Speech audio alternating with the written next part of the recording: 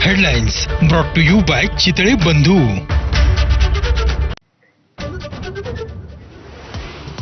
दोन 2027 मधील सिंहस्थ कुंभमेळ्याच्या पूर्वतयारीसाठी नाशिकमध्ये महत्त्वाची बैठक. मुख्यमंत्र्यांच्या अध्यक्षतेखाली चर्चा होणार.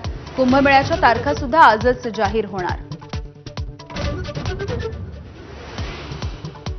शरद पवार आणि अजित पवार आज पुन्हा एकदा एकत्र येणार. पुण्यामध्ये वसंतदादा इन्स्टिट्यूटच्या एआयच्या संदर्भातल्या बैठकीमध्ये होणार सहभागी.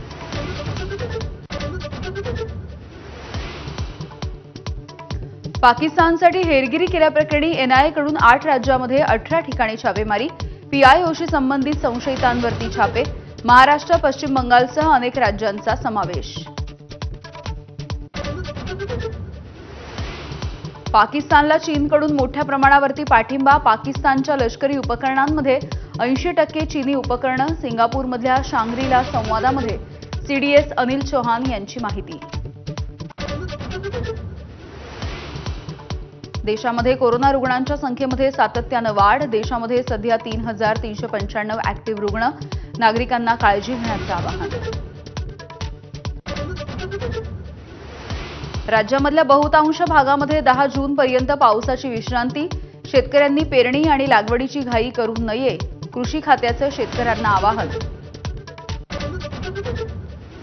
संभाजीनगरच्या फुलंब्री तालुक्यामध्ये हुंड्यासाठी विवाहितेला अमानुषपणे मारहाण आणि चटके. पती अझीम शेख आणि त्याच्या 2 बहिणींवरती गुन्हा दाखल. पुण्यामध्ये मद्यधुंद कार चालकानं 12 जणांना उडवलं. जखमींपैकी बहुतांश एमपीएससीचे विद्यार्थी. आरोपी चालकाचा साथीदार राहुल गोसावी आणि कार मालक दिगंबर शिंदेला देखील अटक. भंडारा जिल्ह्यामध्ये शनिवार ठरला घातवार. 2 अपघातांमध्ये एकूण 5 जणांचा मृत्यू. भंडारा शहर आणि साकोलीमध्ये भीषण अपघात. आजपासून एलपीजी सिलेंडरच्या किमतीमध्ये घट. 19 किलोचा व्यावसायिक सिलेंडर 24 रुपयांनी स्वस्त. रेस्टॉरंट, हॉटेल आणि ढाबे चालकांना दिलासा.